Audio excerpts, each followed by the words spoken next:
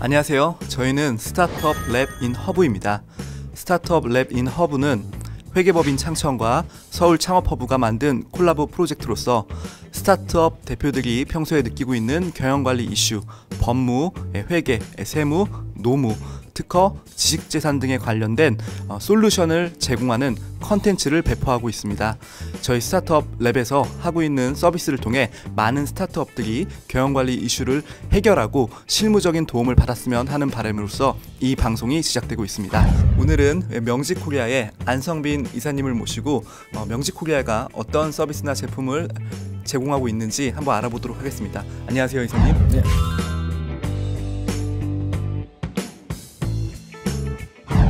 저희 회사는 기존에 온라인에서만 운영되고 있던 AR 콘텐츠, 스냅챗 같은 것들에 대한 오프라인에서 그런 것들이 또 한번 상품으로 개발되면 어떨까 하는 취지에서 온라인으로 AR 증강현실에 대한 프로그램들이 실질적인 어떤 서비스적인 측면에서만 운영이 되고 그 자체로서의 그 비즈니스 모델로 발전을 못하고 있는데, 사실 그 기술이 참 아까운 건 사실이거든요. 그래서 그거를 하드웨어 장비에 구현을 해서 관광지라든가 뭐 이런 사람들이 많이 모이는 곳에 설치를 하고 일정한 비용을 지불하고, 그걸로 인해서 오프라인으로 그렇게 꾸미기 기능이라든가 또 증강현실을 통해서 기념품으로서의 어떤 추억을 남기는 그런 제품을 만들고 수출도 하고 또 국내외 운영하고 있는 그런 회사입니다.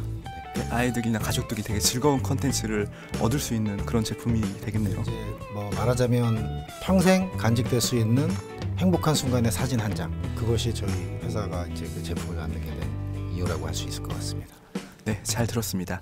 그러면 이제 각각의 영역별로 회사가 이제 궁금해했던 경영관리 어떤 질의를 해주시면 좋을 것 같습니다. 네.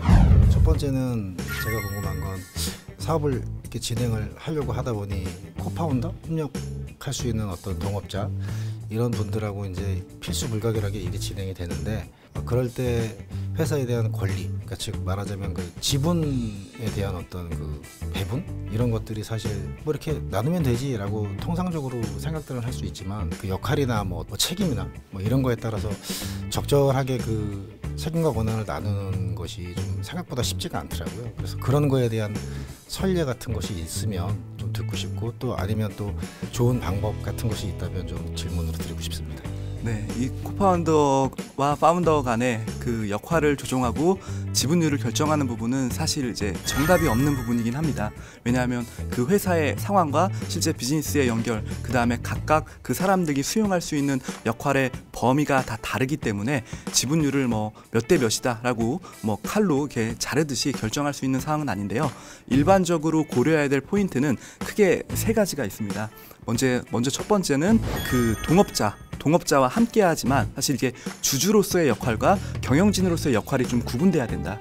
왜냐하면은 일반적으로 이제 주주이자 경영진이 동일 인물이 되지만 사실 그 역할은 분명 다른 부분이 있거든요. 그런데 이제 주주의 어떤 역할이 더 강한 사람에게 그 경영진에 대한 대가를 동등하게 배분해서 사후적으로 문제가 돼서 사실 회사가 찢어지는 사례도 분명히 있습니다. 그래서 먼저 주주와 그 다음에 경영진의 역할을 구분하고 그거에 맞는 지분율을 가져갈 필요가 있다는 우선 전제 하나가 있고요. 그 다음에 실제 각각의 역할들을 하는 경영진은 이사님께서도 말씀을 해주셨지만 최대한 디테일하게 그들의 역할들을 정의하고 그거에 맞는 보상 체계를 갖춰야 됩니다. 당연히 하는 일이 많은 대신에 그러한 위험을 부담하는 거고, 그거에 대한 대응으로서 보상도 가져갈 수 있는 부분이 있기 때문에 각각의 이제 코파운더들이 단순하게 뭐 영업총괄 아니면 뭐 개발총괄 이런 식의 단순한 얘기가 아니라 실질적으로 본인들이 원하는 로드맵 성장 과정에서 어떠한 역할들을 하고 있는지를 낱낱이 좀 구체적으로 기술할 필요가 있습니다. 그 기술을 하다 보면 어느 역할이 더 비중이 있고 어느 역할이 더 많고 적고에 따라 배분에 대한 어떤 합의가 좀 수렴되는 경우가 있거든요. 치열하게 논의하지 않았기 때문에 사실 그러한 지분율을 정하는 게 애매한 상황이 있을 수도 있습니다. 그래서 정확하게 그 코파운더들의 어떤 역할과 그거에 맞는 보상을 기술해야 될 필요가 있고요.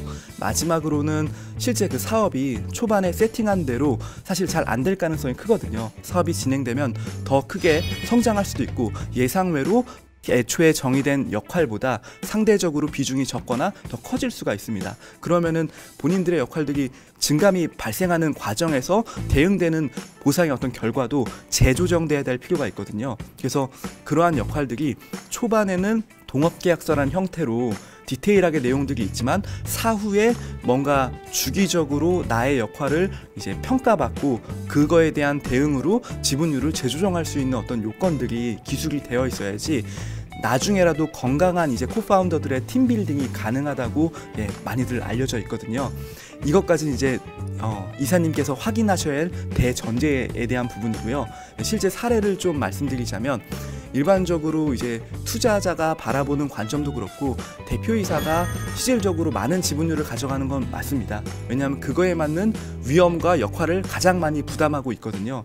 사실 코파운더와 같이 5대5의 지분율을 부담하고 역할을 진행하고 있는 스타트업들도 있는데 막상 주요한 의사결정에서 의견이 달라지면 사실 결론을 못 내고 시기만 놓쳐서 오히려 회사의 사업 기회를 놓치는 사례들도 좀 있어요. 그러다 보니까 대표이사가 아무래도 좀 더 많은 책임을 갖고 그거에 대응되는 지분율을 갖고 있어서 그 의사결정에 대한 책임을 지고 나아가는 구조로 많이들 스타트업들이 이제 지분율이 세팅이 되어 있고요. 그 다음에 실제 사례로는 대표이사 제1대 주주의 지분율은 50%를 초과하는 경우가 많고요.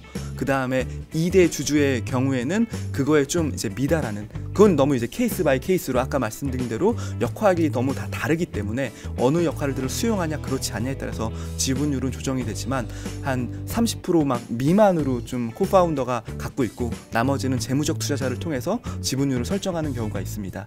그 다음에 지분율을 초반에 설정할 때도 투자 유치를 전제로 회사를 세팅했으면 투자 유치 이후에 기존의 1대 주주와 2대 주주인 파운더와 코파운더의 지분율이 좀 희석이 될 거기 때문에 그 희석까지 고려해서 초반 지분율을 세팅하는 경우도 있습니다. 이제 정답이 되었는지는 모르겠네요.